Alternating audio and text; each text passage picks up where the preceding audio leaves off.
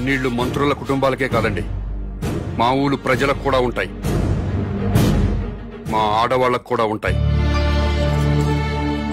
నలుగురిలో మొగుడు ముందు నిలబడ్డానికి కూడా ఆడది మొహాట పడుతుంది. అలాంటిది పొద్దున్నే చెంబు తీసుకుని రోడ్డు మీద నిలబడాలంటే ఎంత సిగ్గుపడుతుందో, ఎంత అవమానంతో చచ్చిపోతుందో తెలీదా సార్ మీకు? ఈ దేశంలో అన్నిటికంటే ఉప్పు చీప్ సార్. ఉప్పు కంటే కూడా ఆడదాని పరువు చీప్ అనేలా మీలాంటి నాయకులు ప్రవర్తిస్తున్నారు. మనుషులైతే సిగ్గుపడండి, మనసుంటే ఆలోచించండి.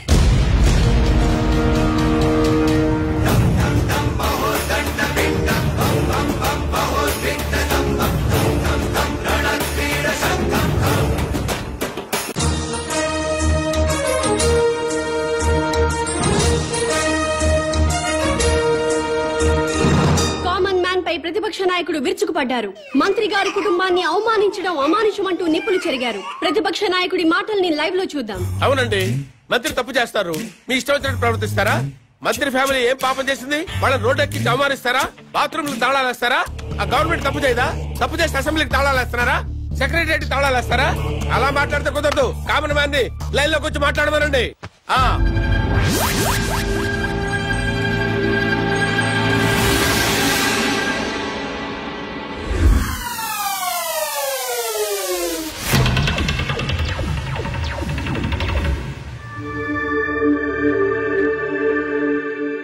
జానకిరామ్ గారు, మీరిప్పుడు ఏ పార్టీలో ఉన్నారు? మాతృదేశం పార్టీలో అండి. ఎలక్షన్ టైంలో ఈ పార్టీని వదిలి ఇంకో పార్టీలోకి వెళ్ళినట్టున్నారు. అవునండి. ఏ పార్టీ సార్ అది? స్టార్ పార్టీలోకి జంప్ అయ్యారు సార్. దేనికి మారారు సార్? ఆ పార్టీ అధినేతకి ప్రజాబలం ఉంది, యూత్ బలం ఉంది, కొత్త పార్టీ. పైగా నేను సీనియర్ మోస్ట్ మెంబర్ ని, మినిస్టర్ కొట్టే అవకాశం కూడా ఉంది. అధికారంలోకి డెఫినెట్ గా వస్తుందని నమ్మకంతో చేరాను సార్. స్టార్ పార్టీలో జాయిన్ అయినప్పుడు ఆ పార్టీని, ఆ పార్టీ అధ్యక్షుడిని ఏదో పొగిడినట్టున్నారు. ఎస్, పొగిడాను. స్టార్ పార్టీలో సామాజిక న్యాయం ఉంది, అవినీతిపై పోరాటం ఉంది, ప్రజలపై ఆరాటం ఉంది.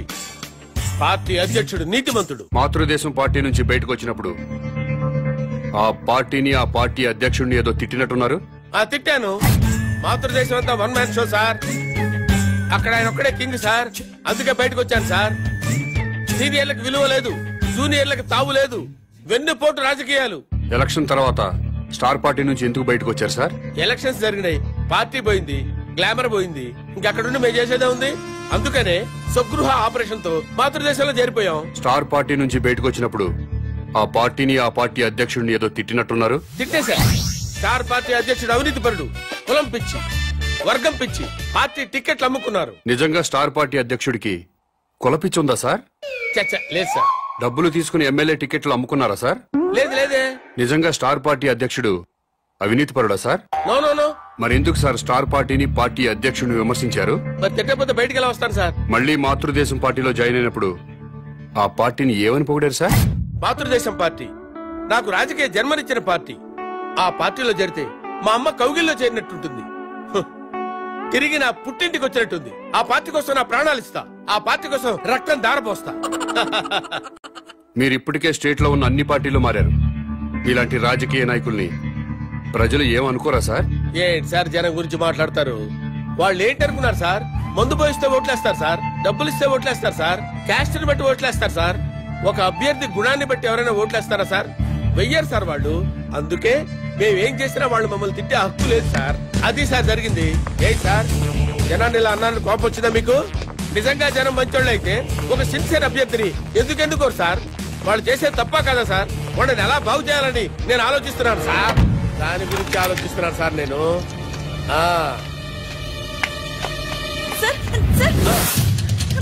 అమ్మా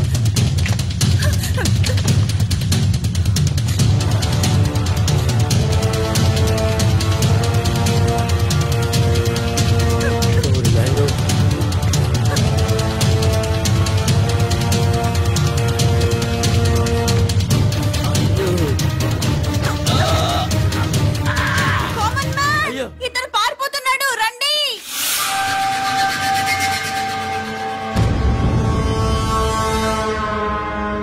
కామన్ మ్యాన్ కిడ్నాపర్ కాదా? కామన్ మ్యాన్ కిడ్నాపర్ కాదు, నా ఫ్రెండ్.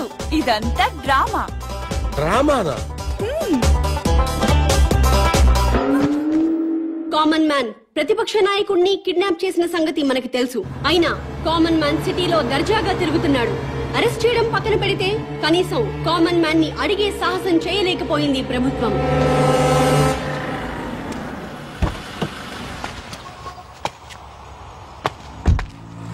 నమస్తే సార్. నమస్తే. నేను గవర్నర్ గారి పిఏనండి. గవర్నర్ గారు మీతో మాట్లాడుతూ ఉన్నారు. హలో సార్, ఒక్క నిమిషం మాట్లాడండి సార్.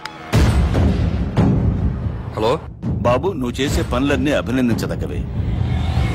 కానీ మంత్రుల్ని కొట్టడాలు, ప్రతిపక్ష నాయకుడిని కిడ్నాప్ చేయటం చట్టవ్యతిరేక చర్య.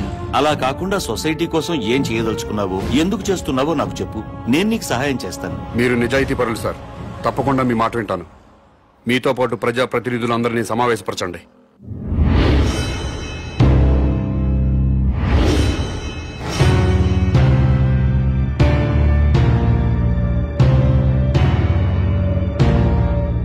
నీకేం కావాలి? నాకేం అక్కర్లేదు. మరెవరికి కావాలి? రాజకీయాల్లో సిస్టమ్ ఉండాలి. ఎలాంటి సిస్టమ్? భక్తుల కోసం తిరుపతి కొండపై ఉన్న సిస్టమ్. నువ్వు తాగుబోతువా, తిరుగుబోతువా, రౌడీవా, గోండావా అన్నది మాకు అనవసరం. తిరుపతి కొండపైకి ఎక్కాలంటే మాత్రం భక్తుడిగా మారాలి. కొండపై ఉన్నంతసేపు తాక్కూడదు, తిరగకూడదు. ఎలాంటి తప్పుడు పనులు చేయకుండా భక్తితో ఉంటూ భక్తుడిలాగా కొండ దిగిపోవాలి. కొండ దిగాక మీ ఇష్టం. ఆ సిస్టమ్ ప్రజలంతా ఫాలో అవుతున్నారు కాబట్టే తిరుమల కొండని 100 సంవత్సరాల నుంచి పవిత్రంగా ఉంచుతున్నారు. అలాంటి సిస్టమ్ రాజకీయాల్లో లేదు. రౌడీలు, గూండాలు, భూకబ్జాదారులు, ఫ్యాక్షనిస్టులు, అవినీతి పరులు రాజకీయాల్లోకి వచ్చేస్తున్నారు. రాజకీయాల్లోకి వచ్చాక కూడా గూండాల్లా ప్రవర్తిస్తున్నారు. ఫ్యాక్షనిజం వదలలేదు, భూకబ్జాలు మానలేదు, అవినీతి పనులు చేస్తూనే ఉన్నారు. దాని మూలంగా సొసైటీ మొత్తం నాశనం అయిపోయింది. డబ్బులు పెట్టుబడి పెట్టాల్సింది వ్యాపారంలో గాని రాజకీయాల్లో కాదండి. ప్రజాసేవ చేయడానికి డబ్బులు ఖర్చు పెట్టుకుని ఓట్లు కొనాలండి? ప్రజలతో బ్రాందీలు, విస్కీలు తాగించాలండి? ఎలక్షన్లో డబ్బు సారా ఖర్చు పెట్టకుండా నిజాయితీగా కేవలం ప్రజల ప్రేమతో గెలిచి ఎమ్మెల్యే అయిన వాళ్ళ పేర్లు ముచ్చటగా 3 పేర్లు చెప్పగలరా?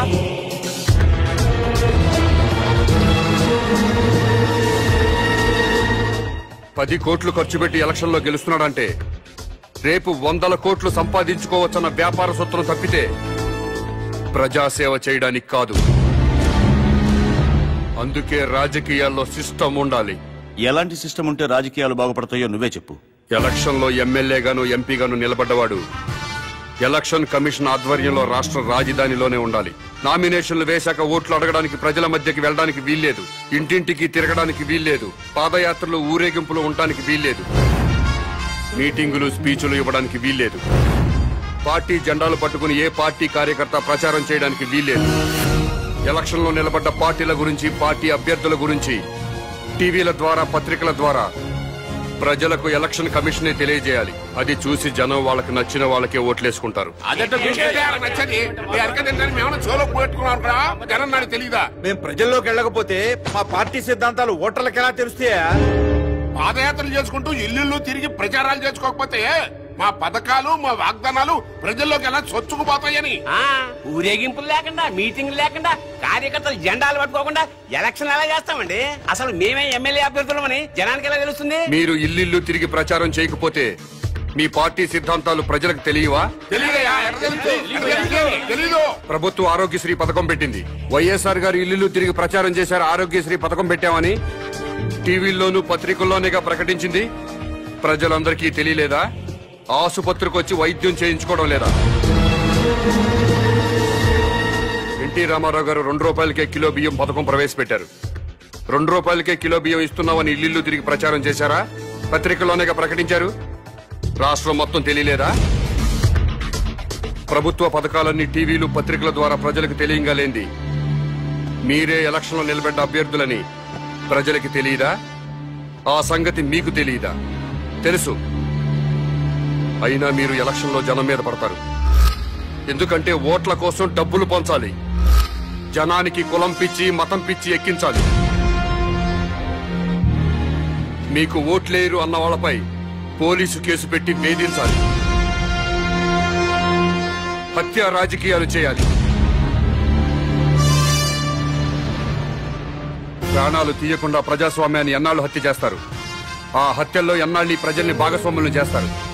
నోటి మాటతో వేయాల్సిన ఓటుకి 1000 కోట్లు ఎందుకు ఖర్చు పెడుతున్నారు? గెలిచాక మళ్లీ 1000 కోట్లు ఎందుకు సంపాదిస్తున్నారు? ఈ మోసం జరగకుండా ఉండాలంటే నేను చెప్పిన సిస్టం పెట్టి తీరాల్సిందే. భారతదేశం బాగుపడాల్సిందే. లేదా ప్రతిపక్ష లీడర్ కిడ్నాప్ అయినట్టు ముఖ్యమంత్రి కిడ్నాప్ అవుతాడు.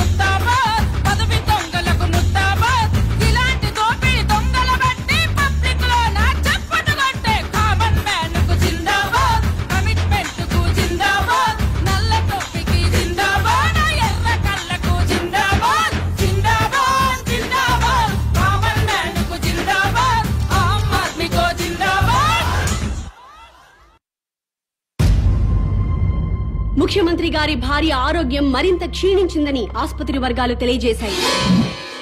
ఆక్సిజన్ తో ఊపిరి తీసుకుంటున్న ముఖ్యమంత్రి సతీమణి కోమాలోకి వెళ్లే ప్రమాదం ఉందని డాక్టర్లు చెప్తున్నారు.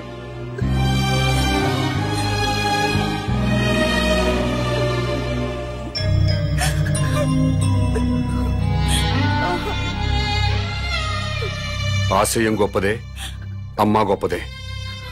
మాట్లాడు. ఎవరో? Hello daddy. అమ్మా విజయ, మమ్మీని చూడాలనుంది డాడీ. నన్నెవరూ కిడ్నాప్ చేయలేదు డాడీ. కామన్ మ్యాన్ నా ఫ్రెండే. కామన్ మ్యాన్ అసలు పేరు మహేష్ డాడీ. తన కాలేజ్ లెక్చరర్. అతని భార్య నా ఫ్రెండ్ డాడీ. మహేష్ కుటుంబానికి మీ రాజకీయ నాయకులే వాళ్ళ స్వార్థం కోసం అన్యాయం చేశారు డాడీ. ముఖ్యమంత్రి వెంకటేశ్వరరావు